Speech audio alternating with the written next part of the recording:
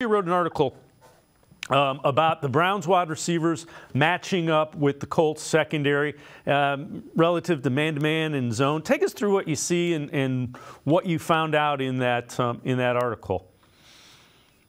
Yeah, so every week I write the wide receiver man and zone coverage report over on PFF.com. And this week, the main thing that I found as far as the Browns go is that the Browns wide receivers should have a pretty good matchup here against the Colts. The Colts play the most zone coverage in the entire league, which first off makes this the most zone-heavy defense versus the most man-heavy defense, which I love that lines up. But also, Indianapolis is susceptible to yardage from their zone coverage. They rank 24th in team coverage grade when in zone, and they rank 23rd in yards allowed per coverage snap while in zone at 6.57. So basically, there's a lot about this pass defense. There isn't a lot about this pass defense as a whole that's really scary for the Browns passing offense, especially compared to last week's opponent in San Francisco. This is a much more kind of favorable matchup for the likes of Amari Cooper and Elijah Moore, who could be more productive this week, basically.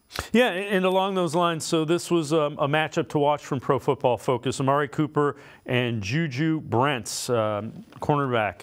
And it says, while it remains to be seen who's going to throw the ball to Cooper, expect him to be open early and often against the former Kansas State star.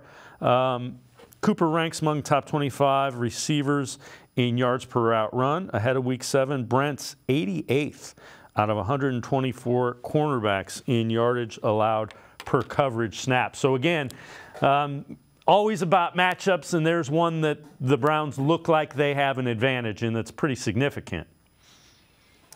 Yeah, and Brent's, an interesting player. I mean, a second-round pick out of Kansas State, but he had a really good first game in the NFL this year. But since then, the last 3 games, he's allowed 2 touchdowns, over 100, or actually right on 180 yards over his last 3 games in coverage. Amari Cooper, still one of the better route runners and wide receivers in the league. So you going up against a rookie cornerback, you should absolutely be able to take advantage of that matchup when they line up across from each other, right? Cooper doesn't really stick to one side of the offensive formation. He'll move around a little bit, where it seems like when they have a deployment for Brents, it's to kind of keep him on one side of the field. So they'll see enough of each other that I think Cooper can definitely take advantage of that.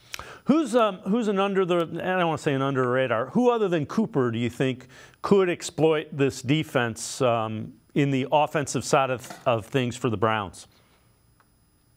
Yeah, so I like Elijah Moore. I think last time I was on, we talked about him kind of trying to get him the ball a little bit more, some more design touches to kind of help supplement the run game a little bit. And I think there's a potential for that. And we did kind of start to see that last game as well, getting him some more of those quick passes and design wide receiver screens to get the ball in his hand and get him doing things with the ball in his hands to create some yardage after that. So I think there's always going to be that potential for him. And this is, again, another one of those defenses that it doesn't really scare you as far as coverage goes. So there's potential there for Elijah Moore to kind of get involved this week and then do some damage as well.